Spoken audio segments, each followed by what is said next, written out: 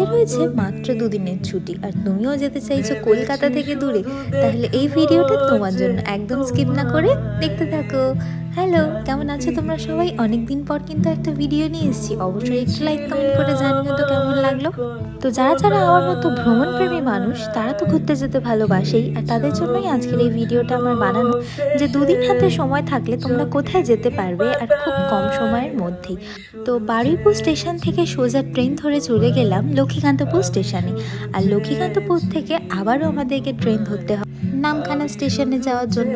তো আমরা প্রায় নামখানার কাছাকাছি পৌঁছেই গেছিলাম। আমাদের বারুইপুর থেকে 1 ঘন্টা লেগেছে লক্ষ্মীকান্তপুর যেতে, আর সেখান থেকে আরও 1-1.5 ঘন্টা মতো লেগেছে নামখানা স্টেশন পৌঁছাতে।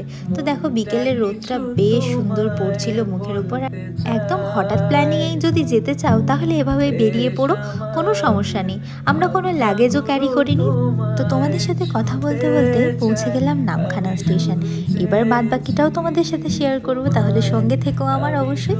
একটা ব্লগে তো আর সবটা দেখাতে পারবো না, ভিডিও পার্ট পার্টে দেবো, তোমরা অবশ্যই দেখো। তো নামখানা স্টেশনে পৌঁছে গেছি। এবার এখান থেকে আমাদেরকে টোটো বা অটো নিতে হবে। তো আমি একটা ভিডিও দেখেছিলাম, সেখান থেকে দেখে আমি মিসগাইড হয়ে গেছিলাম যে স্টেশনের বাইরে থেকে টোটো অটো কিছু নেবে না, কারণ অনেক সময় লাগে। বাট আমি তোমাদের বলছি, তোমরা স্টেশনের বাইরে থেকে টোটো অটো যেগুলো যাচ্ছে তোমরা সেগুলোতে করেই যেও।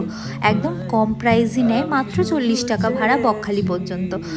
আমার প্রতিটা ভিডিও তোমরা পরপর ফলো করো, অবশ্যই তোমরা সমস্ত ডিটেলস একদম প্রপারলি পেয়ে যাবে, যাতে তোমাদের কোনো প্রবলেম না হয়।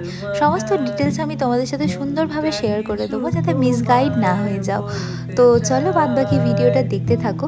একটা জিনিস তোমাদের সাথে শেয়ার করি, আমার না এই জায়গাটা সম্বন্ধে খুব একটা আইডিয়া ছিল না, কারণ আমি এসেছিলাম বহু বছর আগে, আমি তখন একদমই ছোট ছিলাম।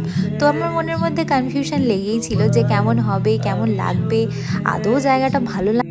চলো তাহলে যাওয়া যাক, গিয়ে বাদবাকিটা তোমাদের সাথে শেয়ার করব।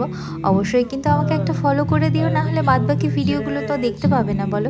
আর এই ভিডিও কেমন লাগলো কিন্তু অবশ্যই জানিও। তাহলে দেখা হচ্ছে নেক্সট ভিডিওতে।